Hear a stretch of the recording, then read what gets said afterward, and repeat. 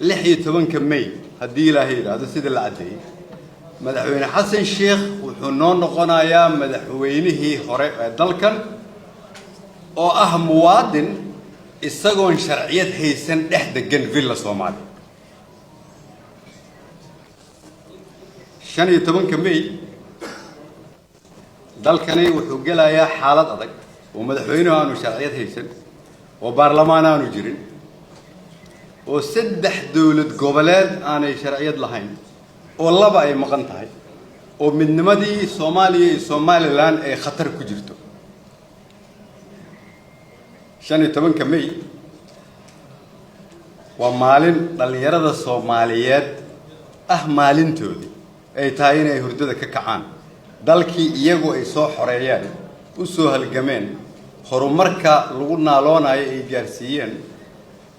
إني مركلة ويستاجان مالمهن مقالة مقدشو دولدي أرمها دولك وحين نقطي جانبو قف سكرات أو جانبو باي أو تصالة iyaga laftooda inay fahamsan yihiin in waqtigooda dhamaaday ay rabaan wax walba oo saxay ah inay ummadda Soomaaliyeed ka sii qaataan annaguna waxaan leenahay war dadka Soomaaliyeed lama barakicin karo dhulka dawladda shakhsiyaad ma iibsan karaan haddii wasaaradihii la iibsaday oo xarimaha ciidanka la iibsaday oo MCAjada caafimaadka la iibsaday oo meelihii waxbarashadoo dhan la iibsaday oo goob walbo dawladdu ay lahayd suuqa dalaaliin ay ku kala iibsanayaan adduunyadu sidee noo aaminaysaa ummadda Soomaaliyeed sidee dawladnimada u dareemaysaa dalkan inuu leeyahay dawlad sharciyad iyo nidaam ku dhisan dawladdii loo dhaariyay inay shacabka Soomaaliyeed iyada u adeegto hooyo 80 jir inaanay dhaafin aabba indhala inaanay dhaafin caruur agoon inaanay dhaafin ciidanka xoogga dalka Soomaaliyeed oo difaac ku jira caruurtoodii inay barakacinayaan ciidamadii amniga magaalada la sheegaya ciidamadii saaka ugu dambeysay oo guryahooda laga barakacinayo ee guryaha banaanka taagnaayeen kuwii soo dhaawacmay oo xuquuqda dalkan ku lahaa baa cagaf subax loo soo qaataa dalaal iyo cagaf isbiirsada ay dawladnimada noqoto oo runtii khatar ah waxa kale oo ajaa'ib ah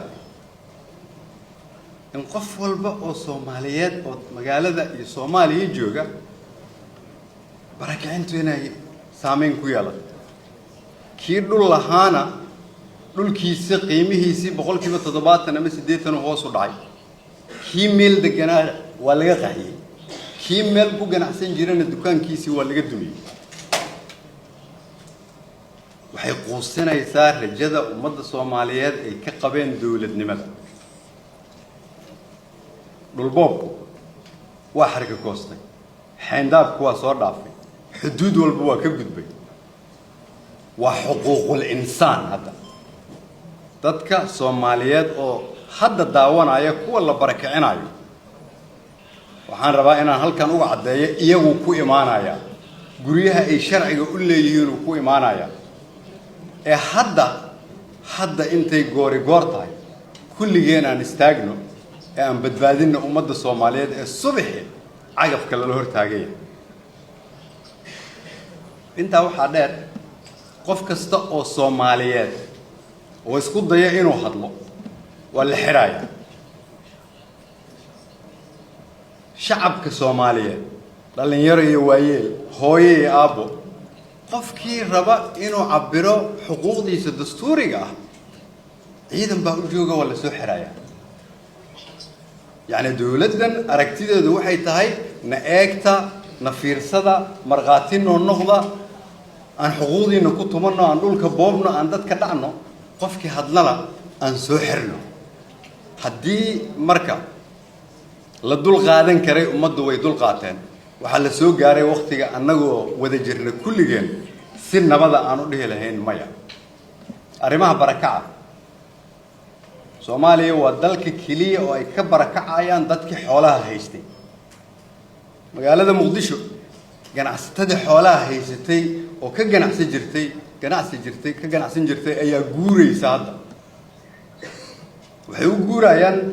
meel walba isbaara u taal meel walba lacaga looga rabaa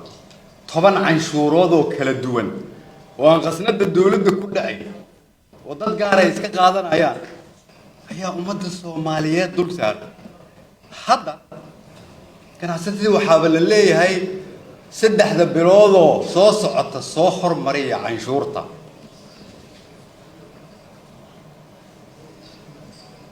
dawladdana muddaxileedkeedu wuxuu ku ogyahay 15 May dhul boobkii dad boobkii baa soo galay canshuur boob baa soo galay waxaa loo baahan yahay marka ummadda Soomaaliyeed annagu dal kale ma lihin dalkani waa dalkeena 20 milyan oo Soomaalida ah oo kulli xuquuqda wada leh waxaana la ka rabaa inaan ilaalino qof walbana waajiba saaran waajibka inta halkan taagan kaliya ma saaran Soomaali waxaan rabaa inaan ma galabta xasuusiyo waxaan ku noolnahay adduunyo dal walba isagu isku mashquulsan yahay waqtiga la iscaawin jiray la soo dhaafay qof noo soo gurmanaysa male adduunyaduna way naga sii jeesan rabtaa dhaqan xumadeennuna tusaale ayay ka tahay in la ka sii jeesto Soomaali waxaa la rabaa markay inay isku tashato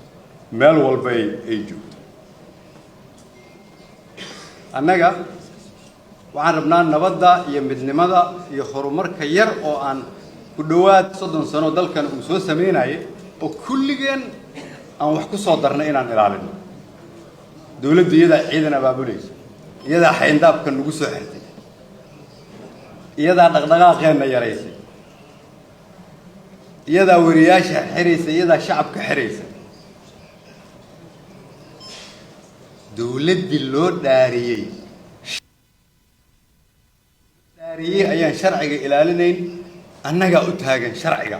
oo ilaalinayna sharciga oo ay nala tahay waajib dastuuri ah inaan ilaalino sareynta sharciga doorashada la sheegay ee la yiri doorasho qof iyo cod ah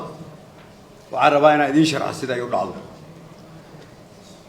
hadda waxaa la yiri dawlad goboleedyada laga qabanayo doorasho qof iyo cod ah doorashada qof iyo codka ahi waxay ka dhacdaa villa Soomaaliya waxaa sii yimaada madaxweynaha iyo xisbigiisa inta ugu madaxay fiiqan waxay ka arrinsadaan aan doorasho galno annagoo fadhina qolkan koonfur galbeed aan u dooranaynaa gacanta la taagaya qof baa loo asteynaya galmudug iyo hirshabeellana sidoo kale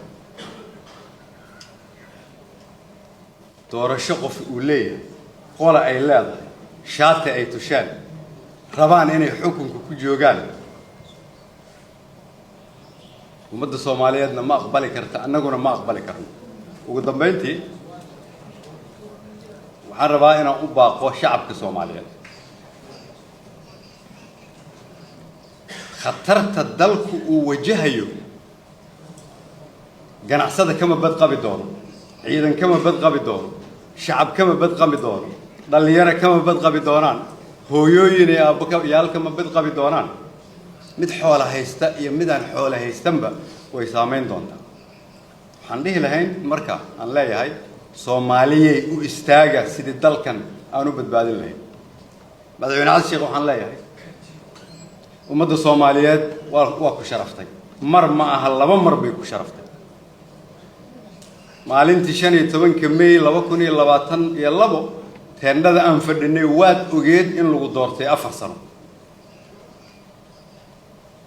sharafti ummadda Soomaaliyeed ay ku sharaftay ha ugu bedeleen dhibaato